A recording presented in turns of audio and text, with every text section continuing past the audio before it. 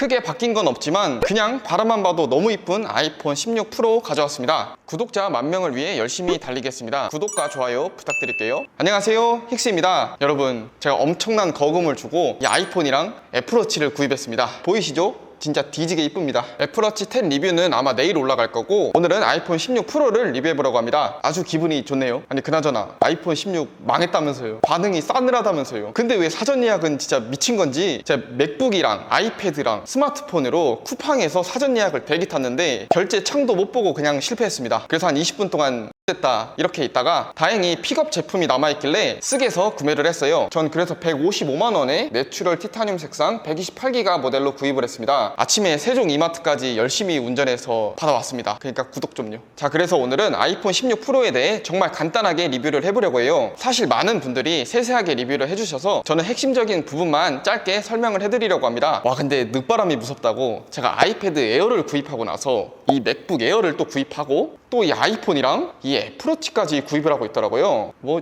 결혼 안 하면 되죠. 그리고 다음 영상은 애플워치 뿐만 아니라 아이폰 케이스, 애플워치 스트랩까지 리뷰를 올릴 예정이니까 기대해주세요. 첫 번째는 아이폰 16 말고 16 프로를 산 이유예요. 저의 아주 주관적인 생각이지만 결론은 아이폰 16은 120Hz와 AOD가 지원이 되지 않아서 사기가 싫었습니다. 전 현재 S24 울트라를 메인으로 쓰고 있고 화면도 크고 성능도 좋아서 정말 잘 쓰고 있긴 한데, 사실 무게감이 좀 있다 보니까 나중에 아이폰을 살 때는 그래 제일 가벼운 아이폰 16으로 사자 이렇게 마음을 먹었는데, 아니 스마트폰 가격이 125만 원인데 그게 지원이 안 되는 게 납득하기가 어렵습니다. 요즘에는 솔직히 30만 원, 40만 원대 중국산 스마트폰도 다 120Hz를 기본으로 넣어주는데 서운합니다. 원래 60Hz를 사용하셨던 분들은 사실 크게 상관이 없는데 120Hz를 쓰다가 60Hz로 넘어가시면은 역체감이 상당하기 때문에 처음에 적응을 해줘야 되거든요. 당연히 억까 아니고 저도 애플병에 걸린 사람 중 한 명입니다. 두 번째는 언박싱이에요. 이게 아이폰 색상에 따라서 글자 색상도 다르다고 하더라고요. 친환경적인 위아래 라벨을 모두 벗겨주고 상자를 열어주면은